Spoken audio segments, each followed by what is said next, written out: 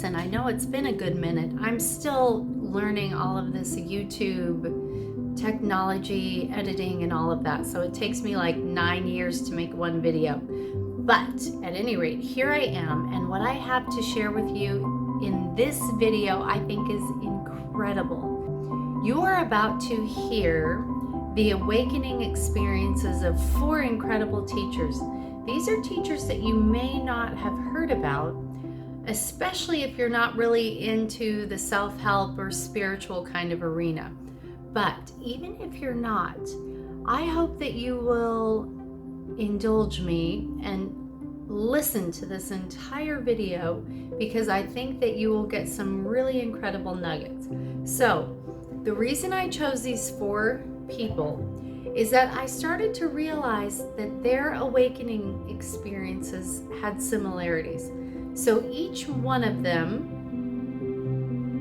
basically transcended their ego, meaning they lost their ego. They have this epiphany, and the personal identity sense of themselves was basically eradicated. And from that moment forth, they lived from an entirely different sense of their being. Now, I know a lot of us have a concept of that happening. Like, I can sit here and talk to you about that happening, but it has not happened to me. Believe me, the ego, I have moments of transcendence and things, but she's here, and she definitely reminds me every time I get into a car and drive in Southern California, among other things, okay? So there's a difference in having the concept and actually having it happen to you. And so when you receive teachings from that are imparted from this mindset or level of consciousness, it is a whole other arena versus somebody writing about concepts. So that's the one thing, they lost their ego. Secondly, all 4 were in deep, incredible suffering, unimaginable suffering at the time of their awakenings. Next, healing. They all basically were healed. Whatever they were grappling with in the moment of their awakening was healed. And I'll tell you, so Byron Katie, and you're gonna hear their experiences in their own words in a moment, but Byron Katie she weighed over 200 pounds. She was addicted to codeine and other pharmaceuticals that she explains her husband would get because he had had a few heart attacks, so he had a lot of prescription medication in the home. So she was addicted to a lot of pills, mainly codeine, food. She was agoraphobic. She was clinically, deeply depressed. She would stay in her bed for weeks at a time. She wouldn't even brush her teeth or anything. And she ended up in a halfway house, and you'll hear her describe her experience. And basically, after that experience, she was not addicted to codeine. Her weight just dropped off over a very short period of time. She was no longer depressed, never depressed again. I work in addiction treatment. I see how the struggles that people go through to try to free themselves of addiction and depression and things like that. So this is radical. And so that's Byron Katie. Secondly, Lester Levenson. He is kind of the underpinning of what's now known as the Sedona method, which some of you may have heard of, but it came from Lester Levenson. He was 1966, I believe, was the year that he had his awakening experience. And he had had 3 heart attacks, I believe, and he had just had the 3rd one and basically was sent home to die. And they said, you shouldn't move a lot, you shouldn't really do anything that's going to exert effort because you could just drop dead if you do. So he went home, he was sitting there, and he, thought, okay, well, it's over, so let me try to figure out what life is about. So basically, he started reliving all of his experiences, and wherever there was non-love in an experience, he would rewrite it in his mind to make it love. And he discovered that he felt the most happy when he was loving versus being loved. Being loved felt good. Getting love from someone else felt good, but he realized the ultimate happiness was when he was loving. So he reviewed his life basically and replaced all the non-love experiences with love. And within 3 months, his body healed. He no longer had heart condition. He lived, he was, I believe he was 42 at the time of this. He lived to be in his 80s. He lived a life of teaching, of service, of writing, of traveling after that, and good health. So that was Lester Levenson. Next, Eckhart Tolle. Eckhart Tolle was 29 when he had his experience, deeply depressed, suicidal, and that's where his experience found him. And from the moment of his awakening, which you'll hear him describe, he went on again. He's still with us to live a life of teaching, traveling, writing, never depressed again, never suicidal again. So there's Eckhart Tolle. The last, Mary Baker Eddy. Mary Baker Eddy founded a religion that's known as Christian Science. Prior to that, she had lived a life of ill health and was always searching for freedom from suffering, basically. Well, she had an accident. She was 45, I believe, when she had a fall, and because of her fragile condition, this fall left her with internal injuries that doctors said she would die from.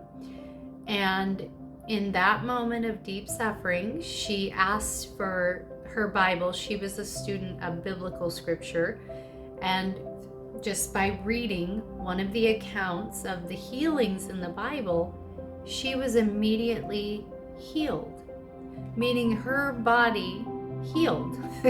Like the suffering that had been diagnosed, that had been seen, was suddenly gone. And so for her, what she did is she spent the rest of her life literally wanting to understand how that happened.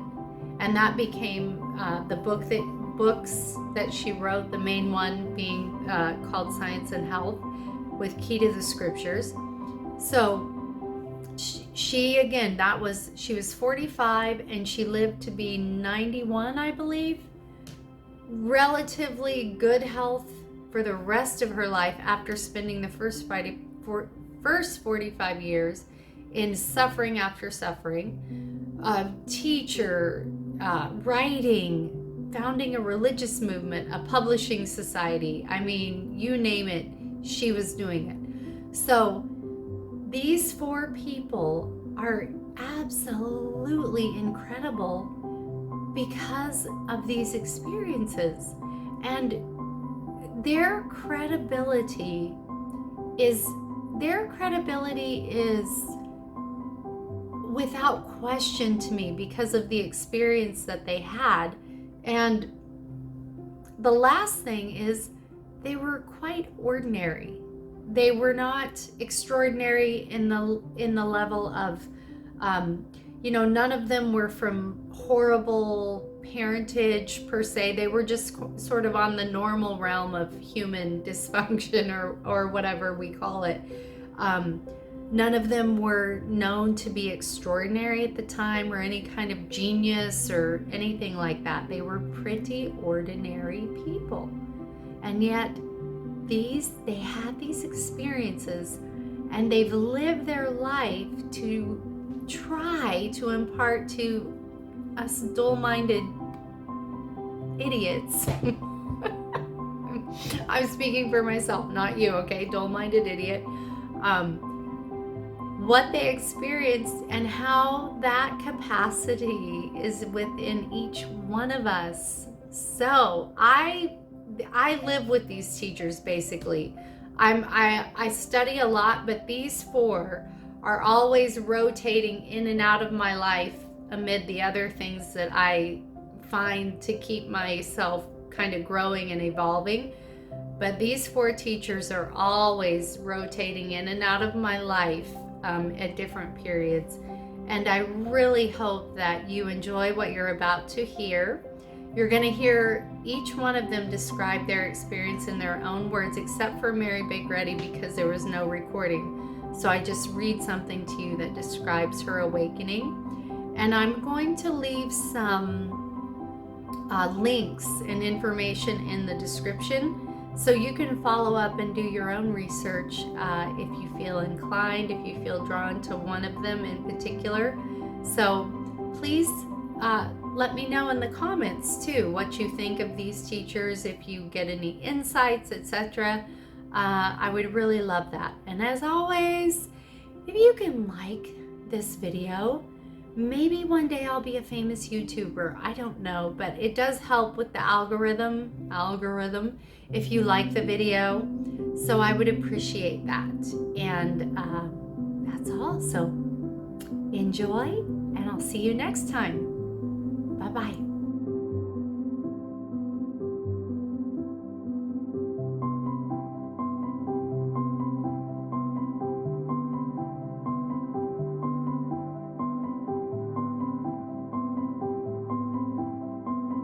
I would sleep on the floor, actually, in this room at the top of the staircase. And there was a desk in there, and there was a bed that came out of the wall. And I wasn't able to sleep in it because my self-esteem was so low, I didn't believe I deserved a bed to sleep in. So night after night, I would sleep on the floor. Early in my visit, as I lay sleeping on the floor, actually one morning, a cockroach crawled over my foot. And I opened my eyes, and in place of all that darkness, that horrendous darkness and depression and hopelessness, in that moment, it was gone. And there was a joy and a clarity and a miraculous experience that I can't describe. There are no words for that kind of scene, experience. And in that moment, I saw that when I believed my thoughts, that I suffered, and that when I question my thoughts, I don't suffer. And I've come to see that this is true for every human being, that there's no one that cannot answer a question.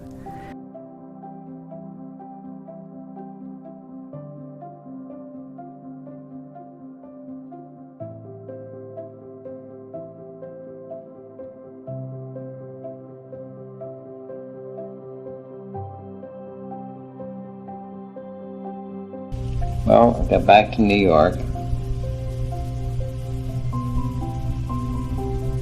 in the lowest and worst state I had ever been in my entire life.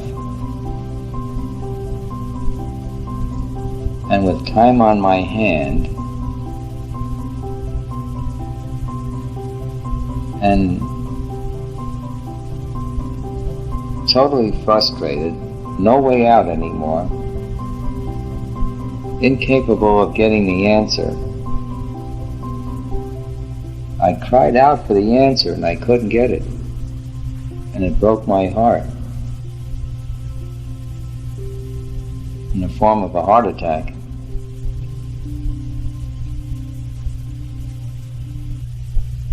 After the heart attack, I was told not to take a step unless I absolutely had to, because there was a possibility that I'd drop dead at any moment.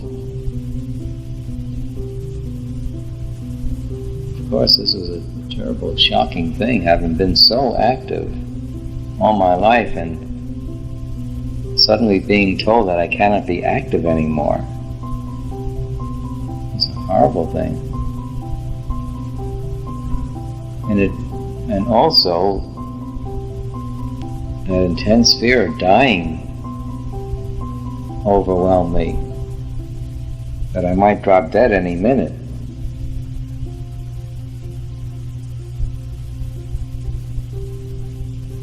And this stayed with me for days. It was a real horrible, low, spinning period there, being in an intense grip of fear of dying, of being a cripple for the rest of my life, and that I wouldn't be able to be active. How could I take care of me? And all that. And after several days of that, I said, well, one thing I can do is, still alive, try to get out of it somehow. Maybe there's a way out. And with the extreme desperation of wanting out, not wanting to die, I began to question, what the hell is it all about? And began to review, what is life?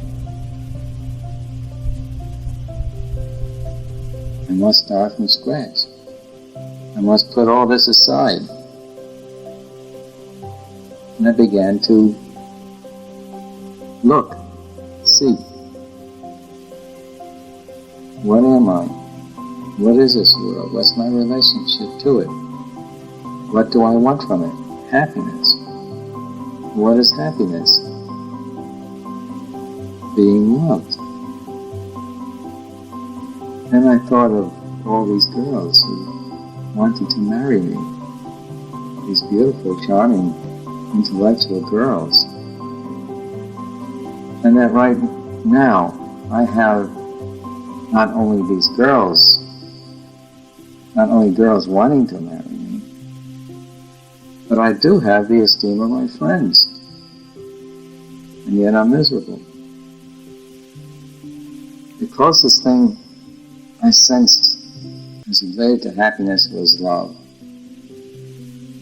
So I began reviewing and reliving my past love affairs, looking at the points where the happiness, the little happiness that I had, were. And all of a sudden I got an inkling that it was when I was loving them that I had the highest feeling.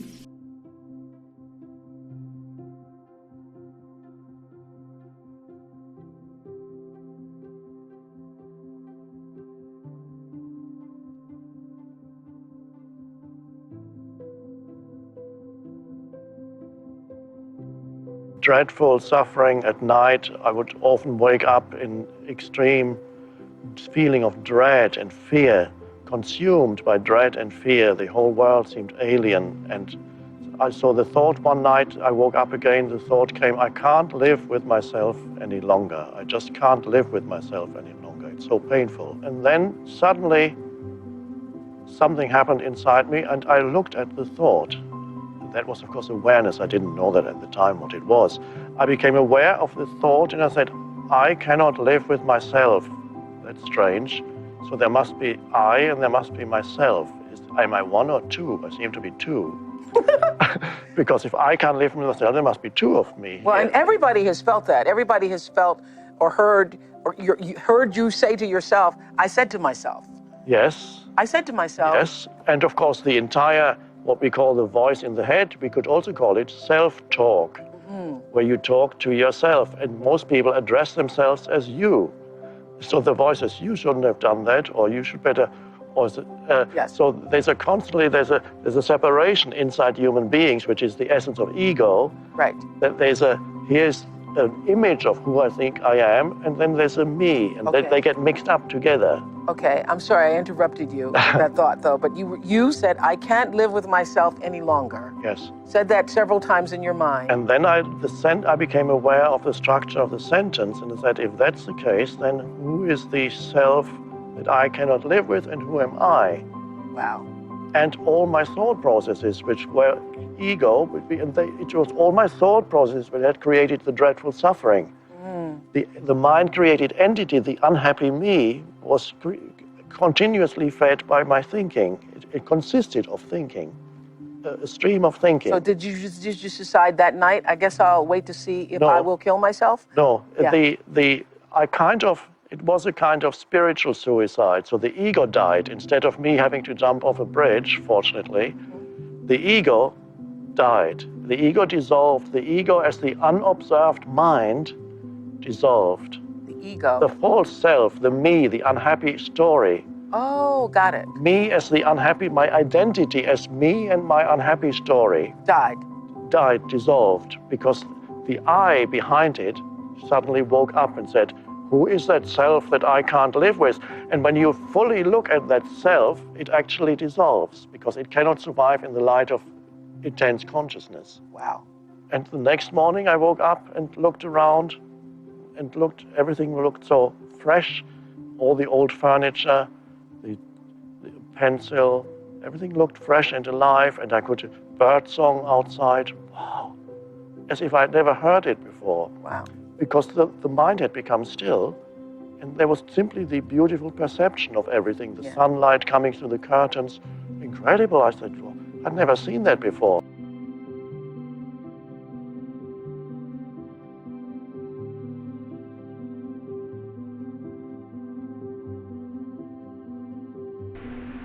Since there are no audio recordings of Mary Baker Eddy, I'm going to read the way she described her awakening experience in her autobiography. The discovery came to pass in this way. During 20 years prior to my discovery, I had been trying to trace all physical effects to a mental cause, and in the latter part of 1866, I gained the scientific certainty that all causation was mind, and every effect a mental phenomenon. My immediate recovery from the effects of an injury caused by an accident, an injury that neither medicine nor surgery could reach, was the falling apple that led me to the discovery how to be well myself and how to make others so. Even to the homeopathic physician who attended me and rejoiced in my recovery, I could not then explain the modus of my relief. I could only assure him that the Divine Spirit had wrought the miracle, a miracle which later I found to be in perfect scientific accord with the divine law.